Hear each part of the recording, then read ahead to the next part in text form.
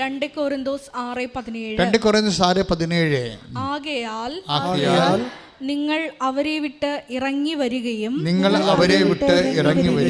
അവരിൽ നിന്ന് വേർപിരിയുകയും ചെയ്യുവിൻ എന്ന് കർത്താവ് അരുളിച്ചെയ്യുന്നു. അശുദ്ധമായതൊന്നും നിങ്ങൾ തൊടുകയും അരുത്. അപ്പോൾ ഞാൻ നിങ്ങളെ സ്വീകരിക്കും.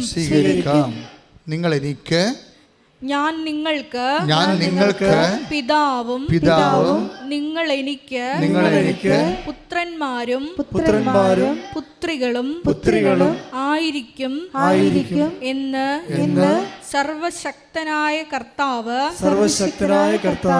അരുളിച്ചെയ്യുന്നു. ഈ 2 കൊരിന്തോസ് 6:17-18 വചനത്തോടാണ് നമ്മൾ മത്തായിയുടെ സുവിശേഷത്തിൻ്റെ 23:9 ലിങ്ക് ചെയ്യേണ്ടത്. എന്താ സംഭവം? മത്തായി 23:9 എന്താ പറയണത്?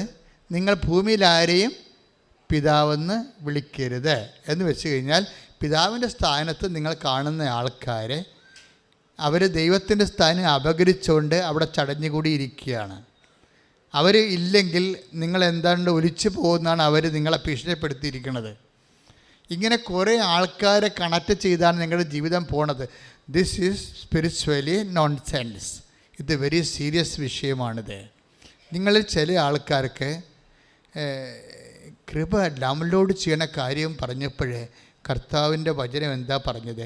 2 കൊരിന്തോസ് 12:10 എന്താ പറഞ്ഞത്? ഒന്ന് വായിച്ചേ. 2 കൊരിന്തോസ് 12:10 ഒന്നൊരു വായിച്ചേ. ശ്രുതികട ഹല്ലേലൂയ ഹല്ലേലൂയ ഹല്ലേലൂയ ഹല്ലേലൂയ. യേശുവേ നന്ദി, യേശുവേ സ്തുതി. ഹല്ലേലൂയ. 2 കൊരിന്തോസ് 12:10. അതുകൊണ്ട് ബലഹീനതകളിലും ആക്ഷേപങ്ങളിലും ഞെരുക്കങ്ങളിലും പീഡനങ്ങളിലും അത്യാഹിതങ്ങളിലും ഞാൻ ക്രിസ്തുവിനെ പ്രതി സന്തുഷ്ടനാണ്. എന്തെന്നാൽ ബലഹീനനായിരിക്കുമ്പോഴാണ് ഞാൻ ശക്തനായിരിക്കുന്നത്. ഈ അതായത് എന്താ പ്രശ്നത്തില്ല, അതൊക്കെ മുമ്പൊരു വചനം ഉണ്ടായിരുന്നു. 9:9 ക്രിസ്തുവിന്റെ ശക്തി എന്ന് പറഞ്ഞ ക്രിസ്തുവിന്റെ ശക്തി എന്റെ മേൽ ആവസിക്കേണ്ടതിന് ഞാൻ പൂർവാധികം സന്തോഷത്തോടെ എന്റെ ബലഹീനതയെ കുറിച്ച് പ്രശംസിക്കും. അതായത് ഈ വേർഡിലെല്ലാം ഒരു പ്രധാനപ്പെട്ട വാക്ക് വിട്ടുപോയിരുന്നു. അതായത് കർത്താവിൻ്റെ ശക്തി പൂർണ്ണമായി, ആ വാക്ക് വായിച്ചേ, ട്രേസ് ഔട്ട് ചെയ്ത് വായിക്കുക. ശ്രുതികട ഹല്ലേലൂയ ഹല്ലേലൂയ ഹല്ലേലൂയ ഹല്ലേലൂയ ഹല്ലേലൂയ. 2 കൊരിന്തോസ് 12:9. 2 കൊരിന്തോസ് 12:9. നിനക്ക് എന്റെ കൃപ മതി. എന്തെന്നാൽ ബലഹീനതയിലാണ് എന്റെ ശക്തി പൂർണ്ണമായി പ്രകടമാകുന്നത്. അതാണ് സംഭവം. പൂർണ്ണമായി എൻ്റെ ശക്തി പ്രകടമാകുന്നതിന് എന്നല്ല എഴുതിയിരിക്കണത്.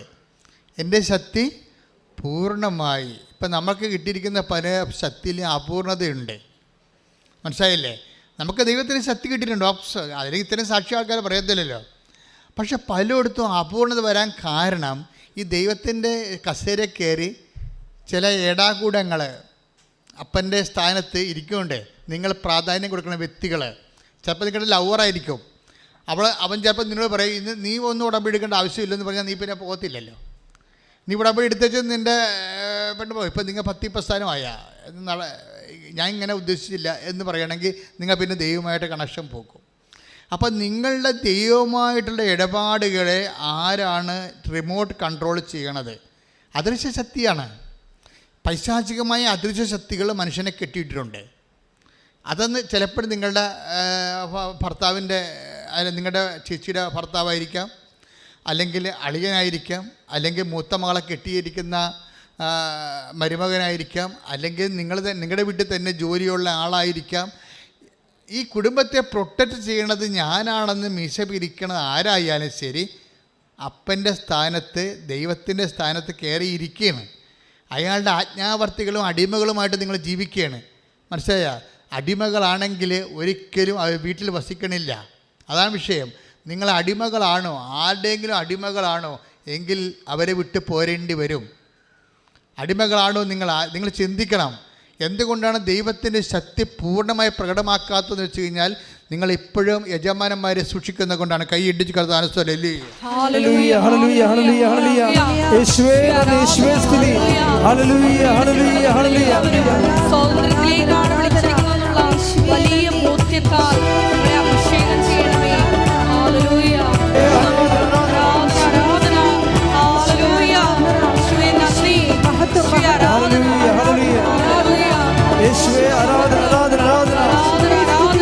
ഹല്ലേലൂയ ഹല്ലേലൂയ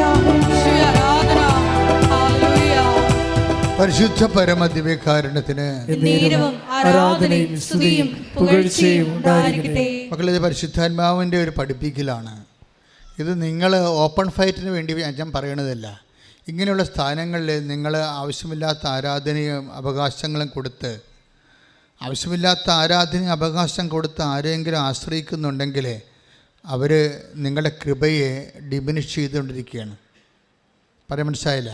ആവശ്യമില്ലാത്ത ആരാധനയും അവകാശം കൊടുത്ത് നിങ്ങൾ ആരെങ്കിലും ആശ്രയിക്കുന്നുണ്ടെങ്കിൽ അവർ നിങ്ങളുടെ കൃപയെ പൂർണ്ണ തോതിൽ ദൈവം പ്രവർത്തിക്കുന്നതിന് വിഖ്യാതമായി നിൽക്കുകയാണ്. ഇത് നയതന്ത്രപരമായിട്ടാണ് അവരെ നിങ്ങൾ സൈഡ് ലൈൻ ചെയ്യേണ്ടത്, അല്ല ഡയറക്റ്റ് അറ്റാക്ക് ചെയ്തുകൊണ്ടല്ല. മനസ്സിലായോ? ഡയറക്റ്റ് അറ്റാക്ക് ചെയ്യേണ്ടത് ഇംപ്രൂഡൻസ് ആണ്. ഇറ്റ് എഗൻസ്റ്റ് പ്രൂഡൻസ്, വിവേകത്തിനെതിരാണ്. പക്ഷേ നിങ്ങളുടെ മനസ്സിൽ നിങ്ങൾക്ക് ഒരു സ്ഥാനം ഇത് ഇത്രയേ ഉള്ളൂ. ആരെങ്കിലും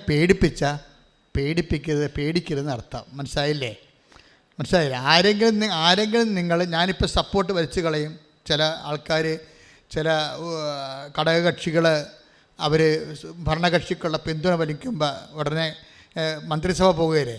അങ്ങനെയുള്ള അഭ്യാസങ്ങളൊന്നും നിൻ്റെ അടുത്ത് വേണ്ട. എന്നെ സൃഷ്ടിച്ച എൻ്റെ കർത്താവാണെന്ന് നീ പറയണം. കൈ ഇടിച്ച് കർത്താവ്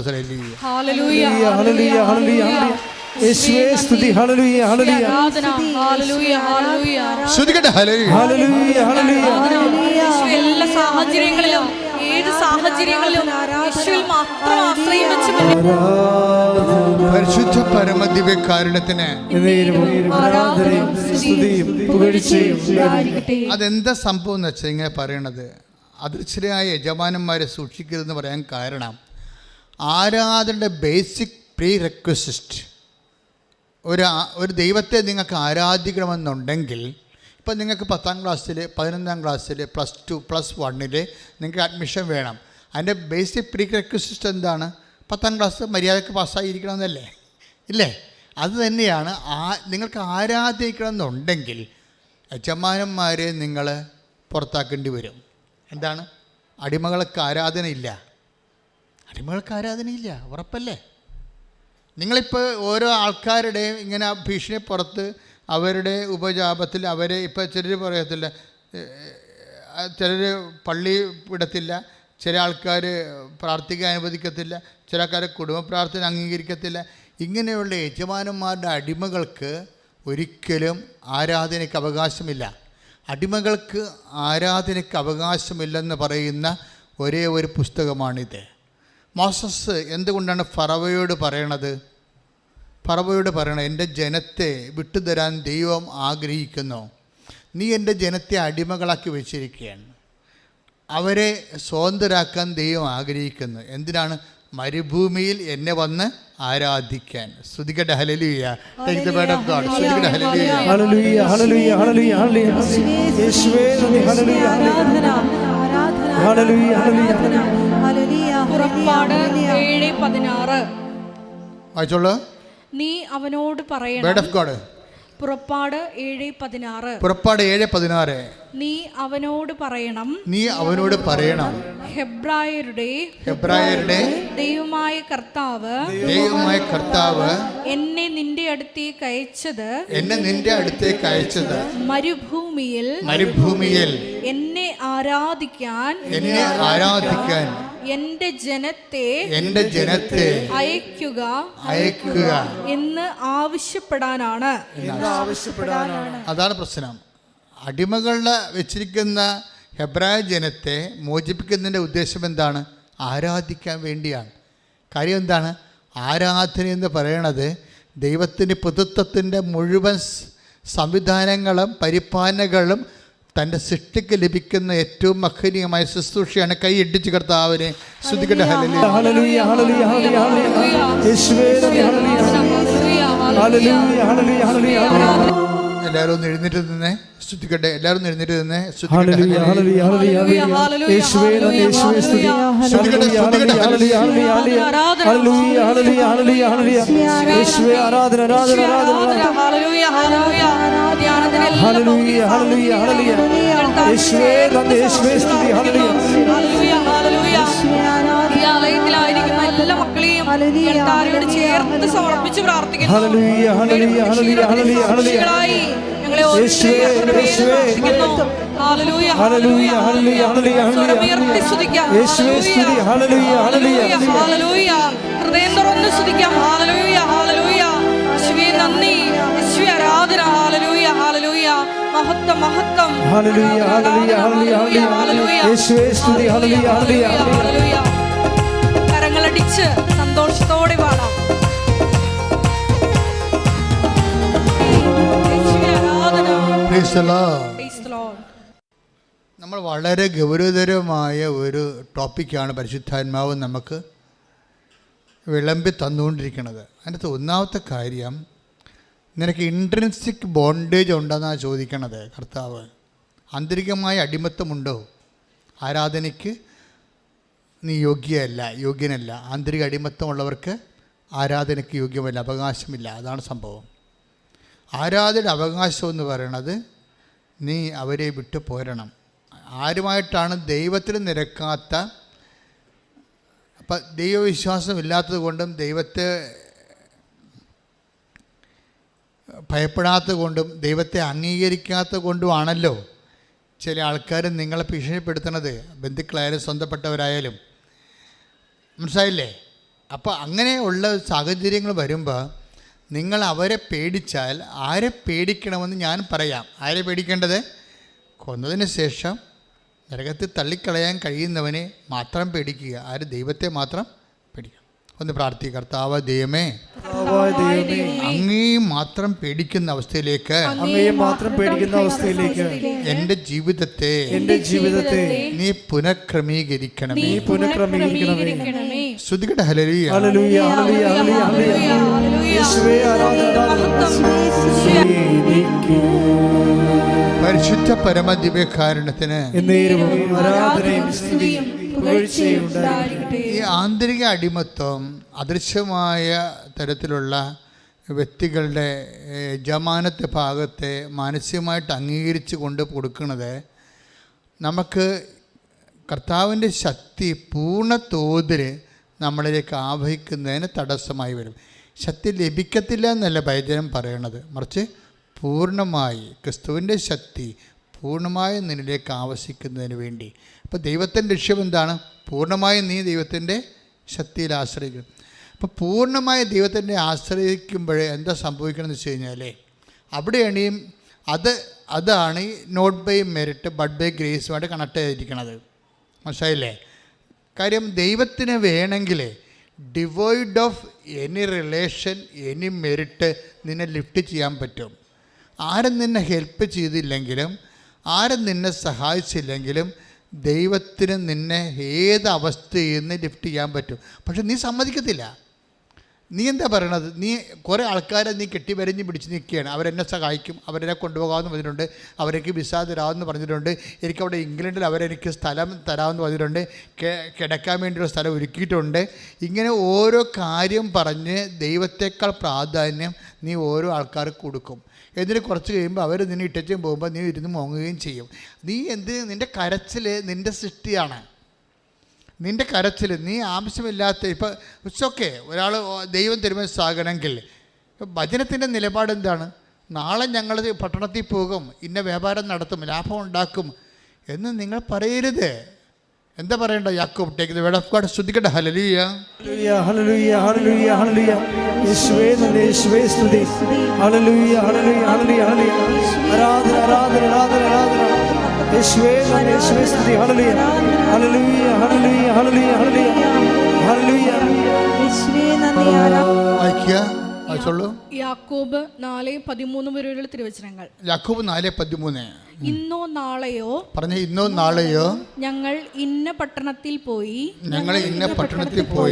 അവിടെ ഒരു വർഷം താമസിച്ച് വ്യാപാരം ചെയ്ത് ലാഭമുണ്ടാക്കുമെന്ന് പ്രഖ്യാപിക്കുന്ന നിങ്ങളോട് ഒന്ന് പറയട്ടെ.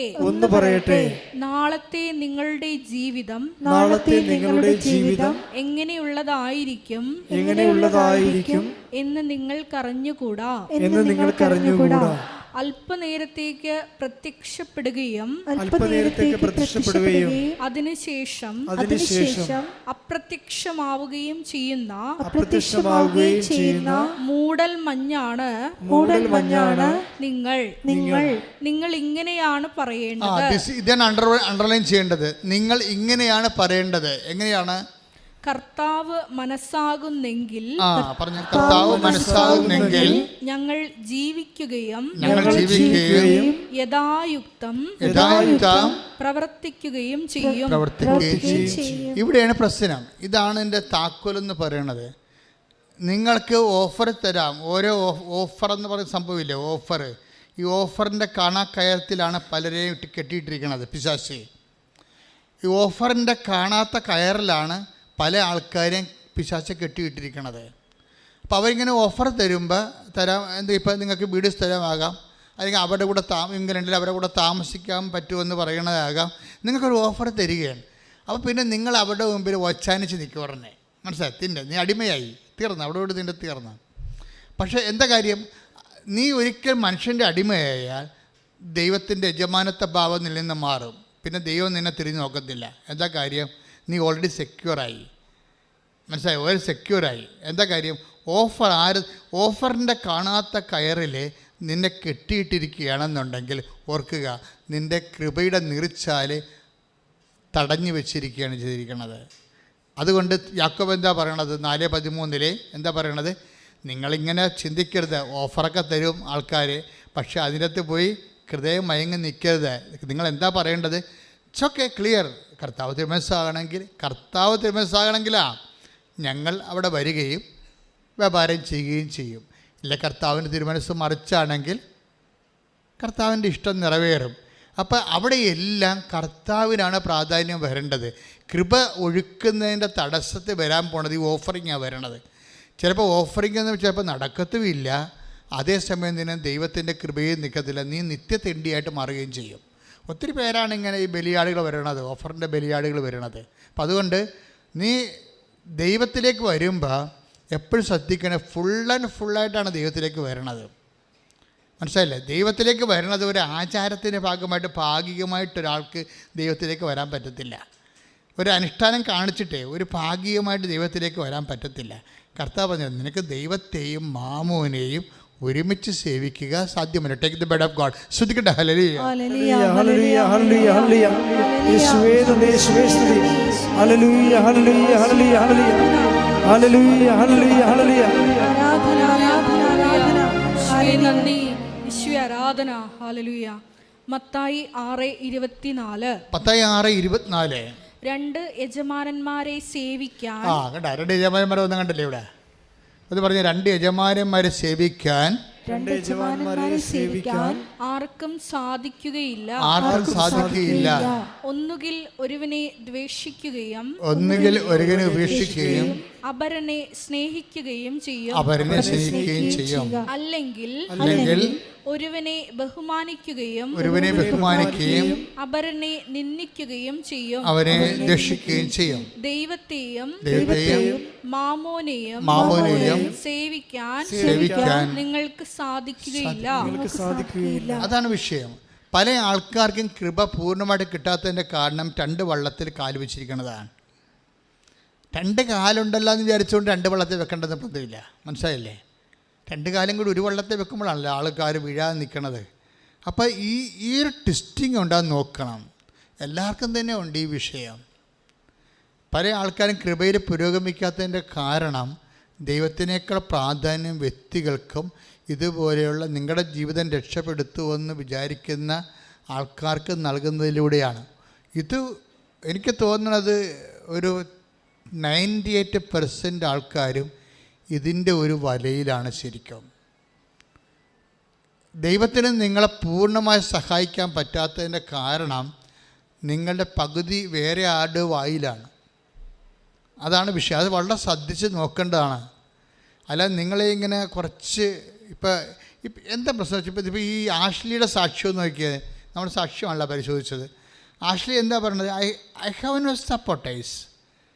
എനിക്കിവിടെ വരാൻ പോലും അറിയത്തില്ല. ഞാനൊരു പെൺകൊച്ച്, അവൾ കൊച്ചാണേ, അത്രയും വലിയ ഒന്നുമില്ല. അവൾ ഒരു BC കാര്യത്തിലാണ്. പക്ഷേ നീലഗിരിയിൽ നിന്ന് വരണം, ബോർഡറിലാണ് താമസിക്കുന്നത്. അവിടുന്ന് ഇവിടെ വന്ന് ഉടമ്പടി എടുക്കണം. പക്ഷേ ഉടമ്പടി എടുക്കും മാതാവിൻ്റെ കാര്യം കേട്ടപ്പോൾ തന്നെ എൻ്റെ മനസ്സിൽ വല്ലാത്തൊരു തോന്നൽ വന്ന് അമ്മയെല്ലാം ശരിയാക്കുമെന്ന്. അതാണ് ദൈവവിളിയെന്ന് പറയണത്. നിനക്കുള്ള ഊണ് അമ്മ ഇവിടെ റെഡിയാക്കി വെച്ചിട്ടുണ്ട്. മാതാവിൻ്റെ കാര്യം പക്ഷെ അവൾക്ക് വരണേ കുറേ പ്രശ്നങ്ങളുണ്ട്. എന്താണ്? ഒറ്റയ്ക്ക് വരണം, അവിടുന്ന് വരണം, ആരെങ്കിലും കൂട്ട് കിട്ടണം, അങ്ങനെ കുറേ കാര്യങ്ങളുണ്ട്. പക്ഷേ പാവം എന്തൊരു 1 മാസത്തിനുള്ളിൽ വന്നിവിടെ വന്ന് ഉടമ്പടി എടുത്ത് എന്താ സംഭവം? ഉടമ്പടി എടുക്കുമ്പോൾ എന്താ? അവൾക്ക് OIT എഴുതണം, വിദേശത്ത് പോയി ജോലി ചെയ്യണം. അതാണ് അവിടെ പ്രശ്നം. അതിന് അവൾക്ക് ഡീമെറിറ്റ്സ് കുറേ ഉണ്ട്. എല്ലാം മലയാളം മീഡിയമാണ്. അത് കാരണം ഒരു മൊഡ്യൂൾസിൻ്റെ കയറാൻ രക്ഷയില്ല. സ്പീക്കിംഗ് കിട്ടത്തില്ല, അതുപോലെ തന്നെ റൈറ്റിംഗ് കിട്ടത്തില്ല, പിന്നെ ഹിയറിങ് ഒക്കെ എല്ലാം പോകും, റീഡിങ്ങും ഒക്കെ പോകും. അപ്പോൾ എങ്കിലും അമ്മ എന്നെ സഹായിക്കും, അതാണ് അവളുടെ വിഷയം. അവളത് മനസ്സിൽ പറയുന്നുണ്ട്, അമ്മ എന്നെ സഹായിക്കുമെന്ന് എൻ്റെ മനസ്സ് പറയുന്നുണ്ട്. കാര്യം ഞാൻ കുഞ്ഞുനാൾ മുതൽ അമ്മയെന്നും പറഞ്ഞ് നടക്കുന്ന ഒരാളാണ്. യാക്കോബീസ് ആണെങ്കിലും എൻ്റെ മനസ്സിൽ ഞാൻ എപ്പോഴും പ്രാർത്ഥിക്കണം, എപ്പോഴും അമ്മയോടാണ് കൂടുതൽ എൻ്റെ കാര്യങ്ങളൊക്കെ ഞാൻ പറഞ്ഞുകൊണ്ടിരുന്നത്. അപ്പോൾ ഇതെൻ്റെ അമ്മയെ വിളിച്ചതാണെന്ന് വിചാരിച്ചുകൊണ്ട് കക്ഷി ഇവിടെ വന്നു ഉടമ്പടി എടുത്ത് പോകും. ഉടമ്പടി എടുത്ത് പോകുമ്പോൾ നിങ്ങൾ ശ്രദ്ധിക്കണം, അവൾ ഉടനെ അവിടെ ലെവല് എഡ്യൂക്കേഷൻ ലെവൽ അപ്ഗ്രേഡ് ചെയ്യാൻ പറ്റുമോ? ഇല്ലല്ലോ. ബേസിക്സ് എല്ലാം പോയിരിക്കുകയല്ലേ. നിങ്ങളിപ്പോൾ 8ാം ക്ലാസ്സിലൊക്കെ ചിലപ്പോൾ ഞാൻ 8ാം ക്ലാസ്സിലെ കണക്കിന് അടികൊണ്ടിട്ടുണ്ട്. എന്താ കാര്യം? 6ാം ക്ലാസ്സിലെ കണക്ക് ഞാൻ പല ക്ലാസ്സിൽ ആബ്സെൻ്റ് ആയിരുന്നു. ബേസിക്സ് ഇല്ലാത്ത കൊണ്ടാണ് കണക്കിന് അടിമേടിച്ചത്. പിന്നെ ആ സാറ് 2 കൊല്ലം 3 കൊല്ലം പഠിപ്പിച്ചതാണ് കരക്കയറ്റിയത് ഞങ്ങളെല്ലാവരെയും. അതെന്താ സംഭവിച്ചു കഴിഞ്ഞാൽ ബേസിക്സ് പോയി കഴിഞ്ഞാൽ എല്ലാം പോയെന്ന് നമ്മളോട് നമ്മുടെ ഒപ്പോണൻസ് പറഞ്ഞുകൊണ്ടേയിരിക്കും. ബേസിക്സ് പോയി കഴിഞ്ഞാൽ എല്ലാം പോയി. എല്ലാം പോയെന്ന് തീരുമാനിക്കണം ആരാണ്? വഴിയെ പോകുന്ന ആൾക്കാർ, നമ്മൾ കണ്ടുമുട്ടുന്ന ആൾക്കാരാണോ? എല്ലാം പോയോ പോയില്ലെന്ന് തീരുമാനിക്കുന്നത് നിന്റെ കർത്താവ് മാത്രമാണ്. കൈയടിച്ച് കർത്താവ് ഹല്ലേലൂയ ഹല്ലേലൂയ ഹല്ലേലൂയ യേശുവേ സ്തുതി ഹല്ലേലൂയ